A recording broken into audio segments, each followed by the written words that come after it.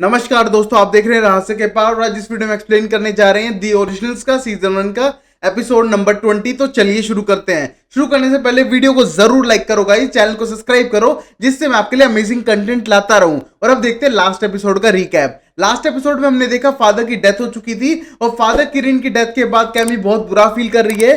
और ये देखने के बाद क्लाउस अलाउ करता है मार्सेल को 24 आवर्स टाउन में आने के लिए। और हम देखते हैं वो आने के बाद कैमी को अच्छा फील कराने की कोशिश करता है। और हम देखते हैं क्लाउस थोड़ा नरम था कैमी के लिए। और अब शुरू करते हैं ये एपिसोड।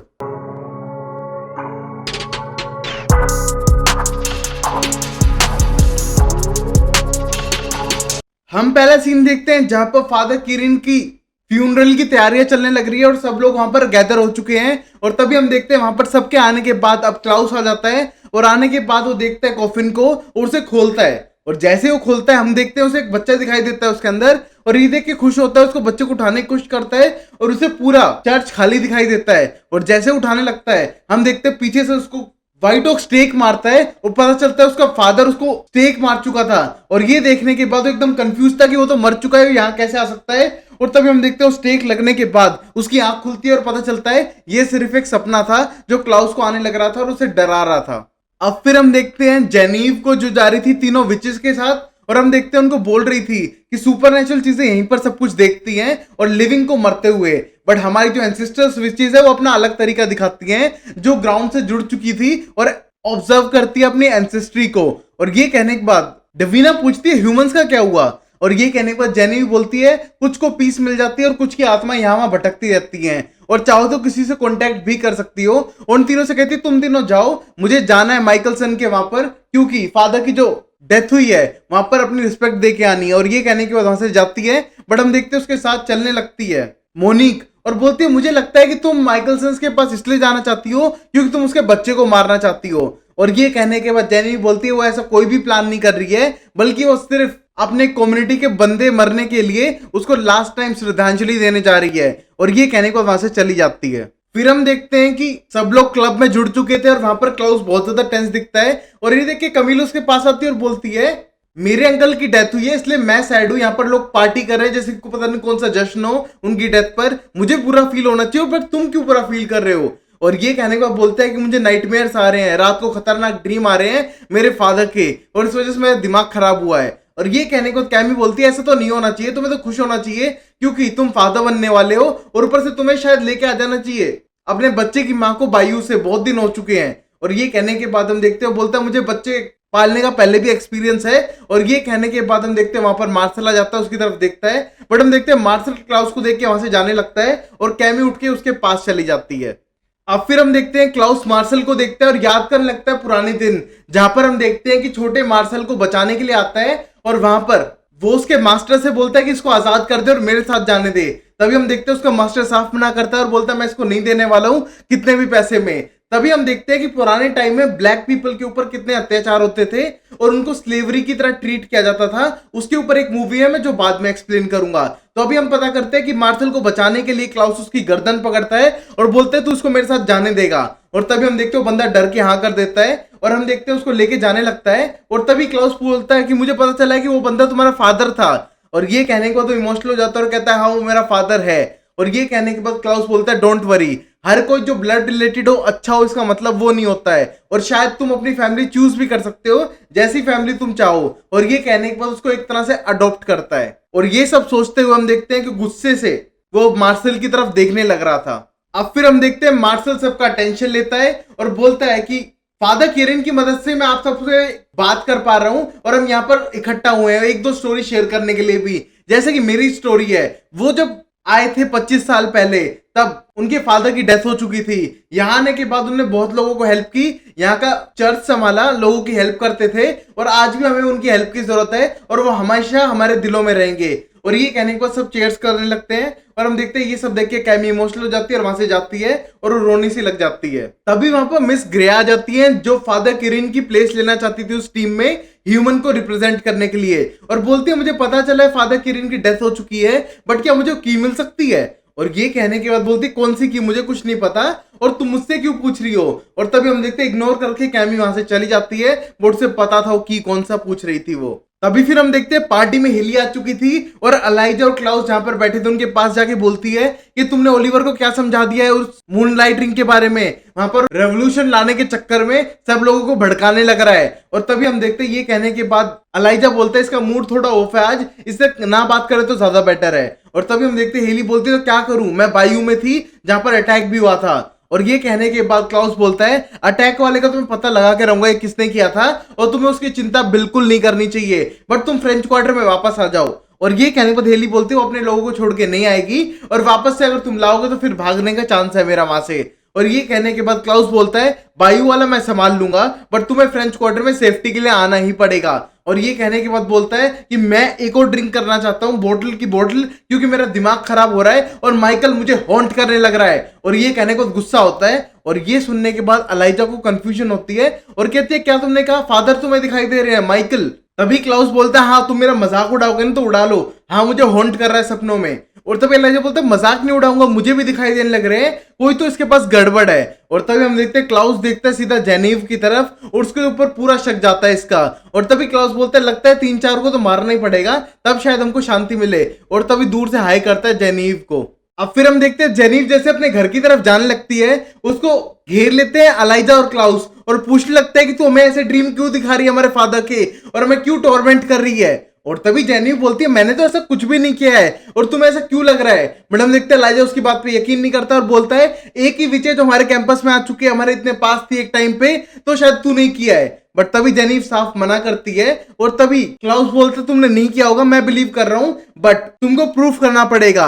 और तभी बोलती है मुझे अभी जाने दो, मैं तुम्हें प्रूफ करूंगी। और ये कहने को उसे जाने देता है और अलाइजा बोलता है क्यों जाने दिया उसे, और वो हम पे कुछ और भी कर सकती है। और ये कहने को क्लाउस बोलता है मेरे हिसाब से नहीं, पहली बात तो हमारी तरफ अट्रैक्टेड बहुत है वो, नंबर 2 मुझे एक विच चाहिए वो मून लाइट रिंग बनवाने के लिए, इस वजह से मुझे उसकी हेल्प की जरूरत है। और ये कहने के बाद अलाइजा बोलता है तो अपने काम के लिए कुछ भी कर सकता है और मुझे तो इसी पे 100% डाउट है। अब फिर हम देखते हैं कि जेनी वापस आती है उनके क्वार्टर्स में और बोलती है कि मैंने कुछ नहीं किया है, लेटेस्ट न्यूज पता चली है तुम्हारे साथ ही नहीं बाकी के साथ भी होने लग रहा है। पुरानी आत्माएं एक तरह से जिनको मुक्ति नहीं मिली है वो आसपास भटकने लग रही हैं, उनको टॉर्मेंट कर रही हैं। और तभी हम देखते हैं वहां क्लाउस आ जाता है और बोलता है हाँ मैंने भी एक बेनेट विच मिस्टिक फॉल्स की जो बानी की बात कर रहा था उससे पूछा है कि सबके साथ ऐसा होने लग रहा है और कुछ टाइम बाद शायद उनकी आत्मा चली जाएगी और फिर वो कभी हमको हॉन्ट नहीं करेगी।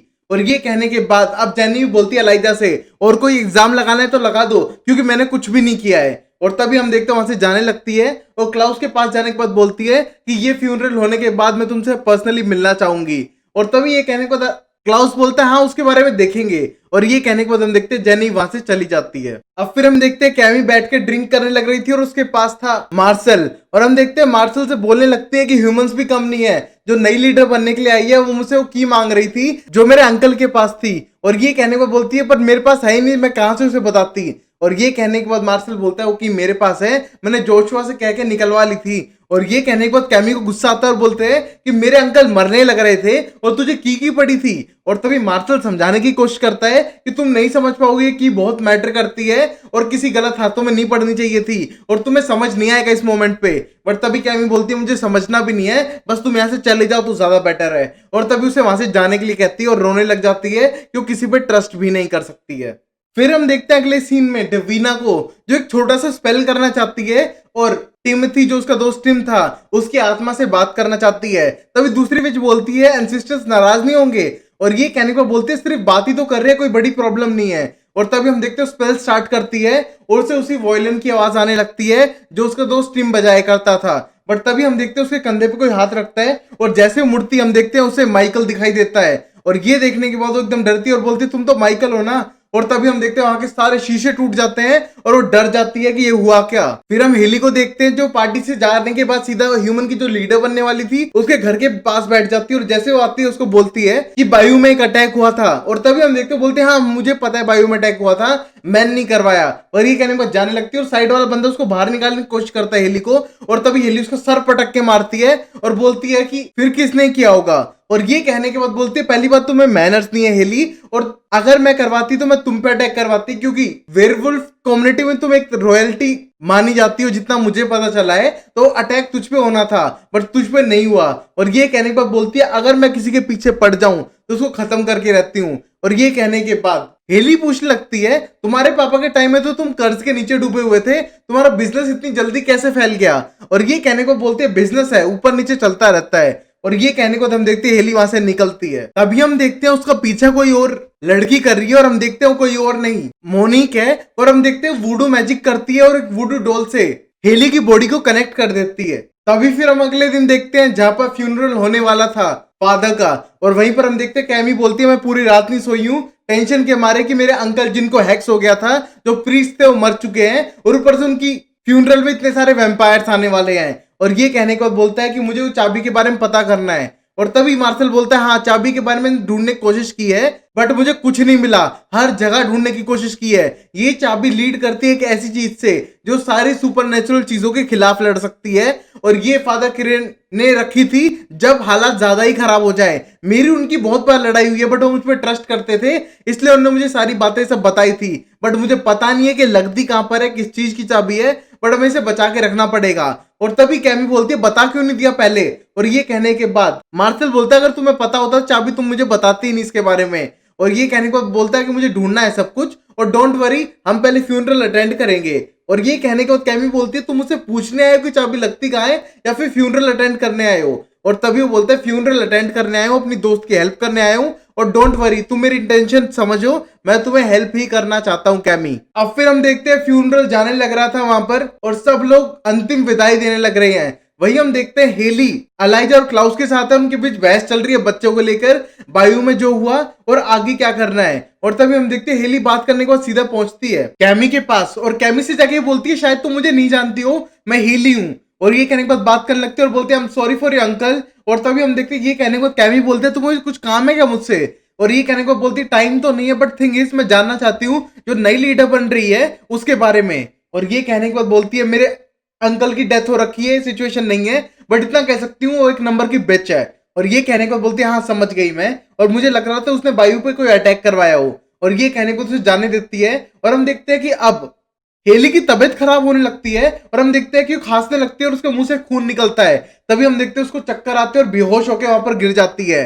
और वही हम देखते हैं जेनी उसको देखती है और उसको उठाने की कोशिश करती है, और वहां पर आ जाते हैं अलाइजा और क्लाउस उसको घर लेके आ चुके थे। और जैसे वो घर लेके आ जाते हैं हम देखते हैं जेनी उसको हेल्प करने की कोशिश करती है, बट अलाइजा उसे पीछे हटाता है, बट क्लाउस बोलता है डोंट वरी ये हार्म नहीं करेगी, ये हेल्प ही करेगी। और तभी हम देखते हैं कि क्लाउस से कुछ मंगाती है, और तभी हम देखते हैं अलाइजा टेंस था कि हेली की सांसें नहीं चल रही है, बट बच्चे की सांसें अब तक चलने लग रही हैं। वही हम देखते हैं हेली को जो उठती है अनदर साइड पे, और हम देखते हैं वो रियल वर्ल्ड में नहीं थी, और एक बंदे को देख के डर जाती है और बोलती है तुम कौन हो?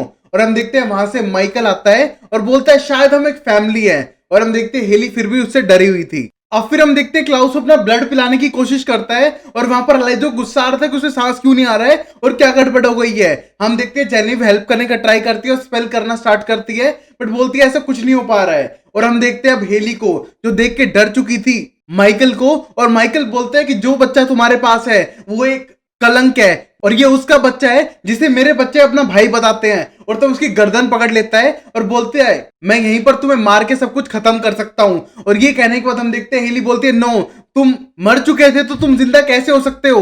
और ये कहने को बोलता है कि मैं तो मर चुका था, बट अब तुम मरोगी। बट हम देखते हैं हेली पूरी जान लगाती है, उसकी वुल्फ पावर लगाने को उसको मारती है और एक रोड लेके सर पे बजा देती है। और ये करने के बाद बोलती है अगर मैं मर चुकी होती तो शायद तुम मुझे मारने का ट्राई नहीं करते, मतलब मैं अभी भी जिंदा हूं इस बच्चे के साथ। और ये कहने के बाद थोड़ी डरी हुई थी। तभी हम देखते हैं जेनिफ स्पेल करने की कोशिश कर रही थी, और तभी वो उसे हॉस्पिटल ले जाने की बात करते हैं, बट जेनिफ बोलते नहीं ट्राई भी करोगे तो मर जाएगी और कोई ऑप्शन नहीं है। और तभी क्लाउस बोलते हैं चलो बच्चे को बाहर निकाल लेते हैं। और तभी जेनिफ बोलते हैं नहीं हेली मर जाएगी इस मोमेंट पे, और उसके बचने के अभी भी चांसेस है, मेरा बैग लेके आओ। और तभी स्पेल करती है तो पता चलता है उसे मोनिक ने एक तरह से वुडू मैजिक किया इसके ऊपर। बट हम देखते हैं कि वो ओरिजिनल्स को उसके बारे में नहीं बताती है, और बोलती है जल्दी लाओ मुझे स्पेल करना है, और वो स्पेल करने लगती है। वही हम देखते हैं अदर साइड पे जहां पर हेली थी उसके सामने आ जाता है माइकल और बोलता है कि जो तुम्हारे पास बच्चा है वो क्लाउस का है, और मैं इसे भी खत्म करके रहूंगा क्लाउस के साथ। पर तभी हम देखते हैं ये कहने के बाद हेली बोलती है तुम्हें तो मार दिया था ना तुम्हारे बेटे ने। और ये कहने के बाद माइकल बोलता है वो मेरा बेटा नहीं है, और तभी अटैक करने की कोशिश करता है। बट हम देखते हैं हेली एक लकड़ी का पीस तोड़ती है और ऊपर भागती है और ऊपर से नीचे कूदती है। हम देखते हैं उसके अंदर स्ट्रेंथ आ रही थी, और तभी वो अपने आप को बचाते हुए माइकल को एक स्टेक मार देती है और बोलती है कि एक एडवांटेज होगी जो क्लाउस के पास नहीं थी इस बच्चे के पास होगी, वो कि वो तुम्हें कभी नहीं जान पाएगी। और ये कहने को उसे स्टेक मार देती है और हम देखते हैं कि जेनेविव का स्पेल भी पूरा हो चुका था और रियल वर्ल्ड में आ जाती है एकदम हेली और डरी हुई थी। और ये देखने के बाद उसको सब संभालने लगते हैं और तभी डरी हुई बोलती है कि मुझ पर अटैक किया, मुझे मारने की कोशिश की और मैंने देखा माइकल को। और ये देखने के बाद अब अलाइजा बहुत ज्यादा गुस्से में था और सोचता है कि ऐसा कैसे हो सकता है। अब फिर हम देखते हैं हेली अंदर बैठ जाती है, रिलैक्स करती है। थोड़ी देर बाद में उसके पास आता है क्लाउस और बोलता है कि अब तुम्हारा क्या प्लान है। तभी वो बोलते हैं मैं यहाँ पर रुकना तो चाहती हूँ बट एक शर्त है, मेरे पास बॉडीगार्ड्स नहीं होंगे और हर चीज मुझे पूछनी नहीं पड़ेगी तुमसे मुझे क्या करना है। और ये कहने के बाद क्लाउस बोलता है कि मुझे सिर्फ बच्चा सेफ चाहिए। तभी हेली बोलती है अच्छा बच्चा सेफ चाहिए और बच्चा होने के बाद मेरा क्या होगा। और बोलती है कि मैं अपने बच्चे को तुम्हारे पास अकेला नहीं छोड़ने वाली हूँ। और तभी हेली से बोलते हैं चलो तुम मेरे साथ आओ और मेरा भी कोई प्लान नहीं है तुम्हें अलग पटकने का। और तभी हम देखते हैं एक रूम रेडी किया हुआ था उसने बच्चे के लिए, जिसको देख के हेली बहुत ज्यादा खुश हो जाती है। तभी हम देखते हैं क्लाउस बोलता है हमारे बच्चे के लिए जरूरी है कि अपने दोनों पेरेंट्स के साथ बड़ा हो। और ये कहने के बाद बोलता है कि हम एक साथ रहेंगे और हेली तुम यहाँ पर भी रह सकते हो हमारे फैमिली मेंबर की तरह। और तभी हेली बोलती है हाँ मैं, अलाइजा, तुम और ये मिरेकल बेबी, पूरा एक बैड रियलिटी शो होने वाला है। और ये कहने के बाद हंसने लगता है और बोलता है कोई ऑप्शन नहीं है और तुम बता सकती हो माइकल ने क्या बोला अदर साइड पे जब तुम गई थी। और ये कहने के बाद बोलती है कुछ भी सही नहीं बोला, वो झूठा एक नंबर का और वो तुम्हारा फादर नहीं है तुम्हें पता है, तो उसको फादर मत बुलाओ। और ये कहने के बाद तो शांत हो जाता है। तभी हम देखते हैं जेनेविव को और बोलती है अलाइजा से कि अब हेली और उसका बच्चा सही है और हॉस्पिटल ले जाने की सोच रहे थे बट अब जरूरत नहीं है और मैं अब चलूं यहाँ से।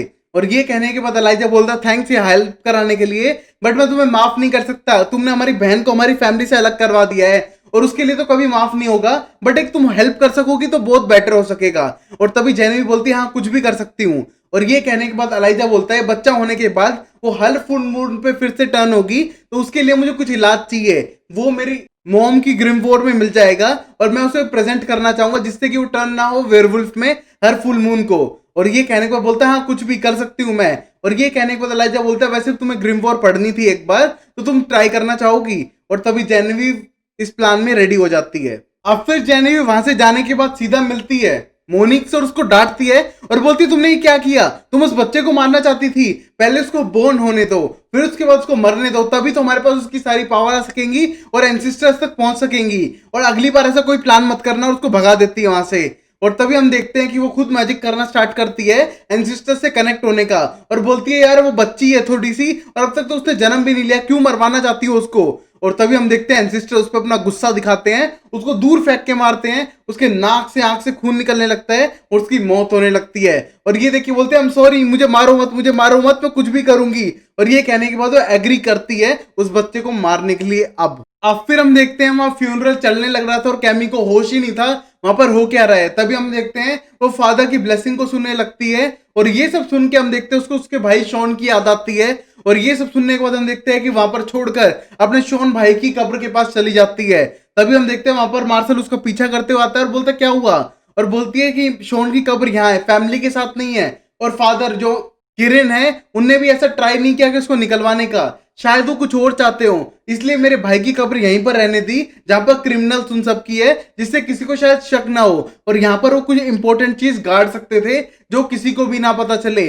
और ऐसा करो हथौड़ा लाओ मैं इसको तोड़ने वाली हूँ। और ये कहने के बाद मार्शल बोलता है किसी और दिन ट्राई कर सकते हैं ना, मिल तो गई है ना प्लेस, हम ढूंढ सकते हैं। और तभी कैमी बोलती है नहीं अभी ढूंढना है और अभी इसको तोड़ना है। अब फिर खोदने के बाद वहां पर उनको एक डिब्बा मिलता है जिसमें वो चाबी फिट होती है और खुलता है। हम देखते हैं जैसे डिब्बा खुलता है डिब्बा तो खाली था और ये देखने का बोलता है यहाँ पर कोई है ही नहीं और शायद किसी ने निकाल दिया है। और तभी मार्शल उसे वापस रखने लगता है और कैमी उठाती है, उसको साफ करती है और देखती है शायद कोई निशान हो। और तभी हम देखते हैं उस पर एक मार्किंग बनी हुई थी और ये देखने का बोलती है ये तो वही लैंग्वेज है जो मेरे भाई ने 15 साल पहले मुझे सिखाई थी, ये कोड लैंग्वेज है। अगर ये किरण ने मेरे भाई को सिखाई है तो मतलब वो इस सब में इसको घसीटना चाहता था मेरे भाई को, और अब वो घसीटना चाहता था तो अभी मेरी रिस्पॉन्सिबिलिटी बनती है इसको संभालने की और आगे बढ़ाने की।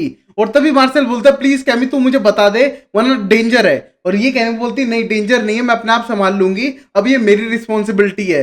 और तभी हम देखते हैं वो कोड को डिकोड करने की कोशिश करती है। अब फिर हम देखते हैं शाम के टाइम पे परेड होने लग रही थी और वहां पर अलाइजा और क्लाउस दोनों खड़े हैं और दूसरी साइड पे खड़ा है मार्शल। हम देखते हैं वो एक दूसरे को इग्नोर करने की कोशिश करते हैं। और तभी क्लाउस पूछता है अलाइजा तू मुझे बताएगा कि मुझे पीस कब मिलने वाली है, फादर के जाने के 100% बाद तभी मिलेगी ना। और तभी एलाइजा देखता है मार्शल की तरफ और बोलता है लिविंग से तो समझौते कर ले, ज्यादा बेटर रहेगा और अपनी बातों को भूलकर आगे बढ़। और ये कहने के बाद चला जाता है और हम देखते हैं मार्शल वो दिन याद करता है जहां पर वो बड़ा हो चुका था और क्लाउस ने उसकी देखभाल की थी। तभी हम देखते हैं उसी बंदे के पास जाता है जो उसका बायोलॉजिकल फादर था और वहां पर वो लोगों पे जुल्म करने लग रहा है और तभी बोलता है इन लोगों को छोड़ दो, मेरे पास डॉक्यूमेंट भी है इनको छुड़वाने के। बट तभी हम देखते हो बंदा बोलता है तुम्हें वैम्पायर में तो उन्हें कन्वर्ट नहीं किया तो तुम क्या करने आए हो यहाँ। और तभी एक औरत पे हंटर चलाते हैं और तभी हम देखते हैं कि मार्शल उसे बचाने के लिए जाता है और उस बंदे को मारता है और हम देखते हैं उसी का फादर उसी को गोली मार देता है। और तभी हम देखते हैं उसको क्लाउस बचाने आता है और बोलता है मेरा ब्लड लो, हील हो जाओ। और ये कहने पर बोलता है नहीं मुझे हील नहीं होना, तुम्हारे कहने पे मैंने रिबेका को डैगर मरवाने दिया और अब चाहते क्या हो, तुम कन्वर्ट नहीं करते हो मुझे, फैमिली नहीं मानते हो तुम मुझे। और ये कहने के बाद क्लाउस बोलता है तुम्हें नहीं पता, तुम बहुत अच्छे इंसान हो, वैम्पायर बुरे होते हैं। और ये कहने के बाद मार्शल बोलता है मुझे बुरा ही बनना है, मुझे वैम्पायर में कन्वर्ट करो या मरने दो। और तभी हम देखते हैं इस इमोशनल ब्लैकमेल के बाद क्लाउस अपना ब्लड पिला के उसे मार के वैम्पायर बना देता है। और ये सब सोचने के बाद हम देखते हैं मार्शल सोचता है और यहाँ से चला जाता है। अब फिर क्लाउस उसका आगे जाके रास्ता रोकता है और बोलता है कि तेरे पास कुछ ही टाइम बचा है टाउन से बाहर निकलने का, वरना मैं तुम्हें मार सकता हूँ। और तभी हम देखते हैं कि मार्शल आगे बढ़ता है और बोलता है मुझे पता है टाइम से पहले मैं रिवर पार हो चुका हूँ, तुझे चिंता करने की जरूरत नहीं है, बट मुझे जानना है तू क्या कर रहा है इन वुल्फ के साथ। वैसे भी फुल मून आने वाला है तो कोई तो गड़बड़ चल रही है तेरी, मुझे पता करना है। मुझे लगता है कि तू वेयरवुल्फ से मेरे पैक को कटवाएगा और फिर तू ही उसका क्योर है और तेरे पास हम आएंगे, बट ऐसा होने नहीं वाला है। और तभी हम देखते हैं ये सब सुनने के बाद क्लाउस बोलता है मेरा ऐसा कोई भी प्लान नहीं है पहली बात तो, और तू मुझे बता कि तू मेरे फादर को टाउन में वापस लाया क्यों और ऐसा किया क्या तूने, क्यों मैंने कुछ गलत किया था तेरे साथ या तेरी परवरिश में कोई कमी छोड़ दी थी। और ये कहने को गुस्सा हो जाता है और वहां से जाने लगता है। और तभी मार्शल बोलता है नहीं तुमने कोई कमी नहीं छोड़ी थी, मुझे बड़ा तुमने ही किया है, मेरी देखभाल तुमने की है, जो आज मेरे पास नॉलेज है वो तुम्हारी दी हुई है, बट आज उस नॉलेज का मैं काम करूंगा कि यूज करूंगा अपने पैक के लिए, उनको बचाने के लिए, उनको प्रोटेक्ट करने के लिए और आखिरी दम तक लड़ूंगा अपने लोगों के लिए। और ये कहने के बाद वहां से चला जाता है। अब फिर वही हम देखते हैं एलाइजा बोलता है हेली से जो उसके पास खड़ा था, बोलते तुम आज बहुत ब्रेव थी और तुमने हर सिचुएशन को टैकल कर लिया। और तभी हम देखते हैं दोनों पास आ जाते हैं, किस करते हैं और हम देखते हैं इस मोमेंट पे एलाइजा को थोड़ा अलग फील होता है और वहां से भाग जाता है क्योंकि वो उसके भाई के बच्चे की माँ थी। और तभी हम देखते हैं उस मोमेंट पे हेली को बहुत अच्छा लग रहा था। और वही हम देखते हैं अब इस लास्ट सीन में जहां पर हम देखते हैं डवीना वेट कर रही थी, उसको लग रहा था कि टिम्थी आएगा और तभी हम देखते हैं हवाई चलने लगती है और बोलते हैं टिम तुम यहाँ पर हो। और तभी हम देखते हैं उसके सामने आ चुका था माइकल और बोलता है नहीं टिम को तो मुक्ति मिल चुकी है, I am sorry for that, तुमसे नहीं मिल पाई, बट मुझे तुम्हारी हेल्प की है क्योंकि मैं उस बंदे को मारना चाहता हूं जिसने टिम को मारा है और तुम तो मुझे हेल्प करोगी उस चीज में। और ये कहने को बोलता है लिटिल विच मुझे वापस जिंदा करना है। और ये कहने को बोलती है कि तुम क्लाउस के फादर हो और यहीं पर एपिसोड खत्म हो जाता है। तो गाइज आने वाला है क्लाउस का फादर, तो गजब हंगामा होने वाला है, वो देखेंगे अगले एपिसोड में। तब तक के लिए लाइक शेयर सब्सक्राइब करो, मिलते हैं अगले एपिसोड में, take care, bye bye, sayonara. और गाइज मैं मिर्जापुर भी डाल रहा हूं और ये भी डाल रहा हूं, थोड़ा टाइम का ऊपर नीचे हो रहा है बट मैं डेली अपलोड करने का ट्राई कर रहा हूं, मैक्सिमम नंबर ऑफ कंटेंट। इसके बाद भी और भी लाऊंगा, तो वीडियो पे भाई लाइक कर दिया करो। सुबह 6 बजे से कूले टेक के बैठे हैं भाई यहाँ पर और अब उठेंगे 12 बजे डिनर करने के लिए। तो प्लीज गाइज लाइक करो वीडियो को, चैनल को सब्सक्राइब कर दो, हर वीडियो पे लाइक करते हुए जाओ और अपना ख्याल रखो। मिलते हैं अगली वीडियो में, take care, bye bye, sayonara and Tata.